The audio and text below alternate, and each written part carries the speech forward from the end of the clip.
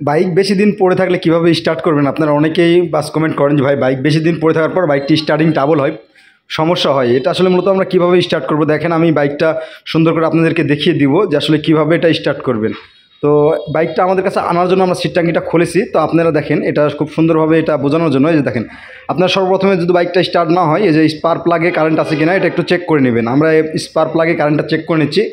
এর পাশাপাশিতে তারপরে আপনারা চেক করবেন তেলের কি অবস্থা, তেল ঠিক মতো টাঙ্কিতে আছে কিনা। আমরা তেলের জন্য মূলত এই বাইকটা টাঙ্কিটা তেলটা বার করব। আপনাদের তেল যদি খারাপ থাকে, ওই যে দেখেন টাঙ্কি ওখানে আছে, আমরা তেলটা নিয়ে যাচ্ছি। তো তেল আপনারা দেখবেন যে তেল ফ্রেশ আছে না, তেলে কোনো মানে কালার চেঞ্জ হয়েছে। তেলের কালার চেঞ্জ হলে পেট্রোল ট্যাঙ্কির থেকে যে পাইপটা আছে পাইপটা খুলে তেলটা বার করে নেবেন। আমাদের কাছে বাইকটা টাঙ্কি খুলেছে এই কারণে, কারণ ট্যাঙ্কিতে অনেক ময়লা তেল বার হচ্ছে, যার জন্য খুলে একটু ওয়াশ করে নিয়েছি।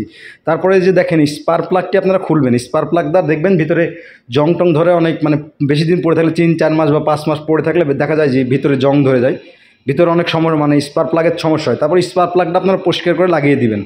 এই যে আমাদের স্পার্ক প্লাগটা পরিষ্কার হয়ে গেছে, এখন আমরা স্পার্ক প্লাগটা লাগিয়ে দিচ্ছি। এর পাশাপাশি দেখেন আমরা ট্যাঙ্কিটা সেট আপ করে নিলাম, কিন্তু আপনারা বাসায় যখন এই কাজটা করবেন তখন এটা ট্যাঙ্কি আপনাদেরকে খুলতে হবে না, ওই তেলের ওই সাইডটার থেকে তেলটা নামিয়ে আপনারা নতুন তেল ভরতে পারেন, তেলের যদি সমস্যা থাকে। তারপরে যে দেখেন তেল পাইপটা আমরা সুন্দরভাবে সেট আপ দিলাম। এরপর দেখেন কীভাবে প্রসেস দিচ্ছে, আপনাদের কীভাবে স্টার্ট করবেন, বাইক একদম ক্লিয়ারভাবে বাইক স্টার্ট হয়ে যাবে।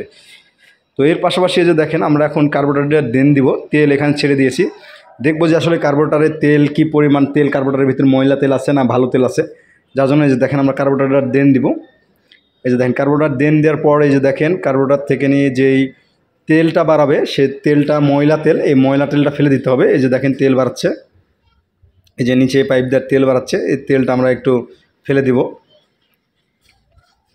কার্বোরেটরে একটু টুকটুক করে একটু হালকা একটু বাড়ি দিয়ে নিলাম, যাতে ময়লা একাটুক থাকলে পাইপ দিয়ে ড্রেনের সাথে সাথে যেন পড়ে যায়। তারপরে যে দেখেন কার্বোরেটরটা আমরা টাইট করে দিলাম। এখন আমরা বাইকটা স্টার্ট করে দেখব যে আসলে কী অবস্থায়। যে দেখেন তেল পড়তেছে, আপনারা দেখতে পাচ্ছেন।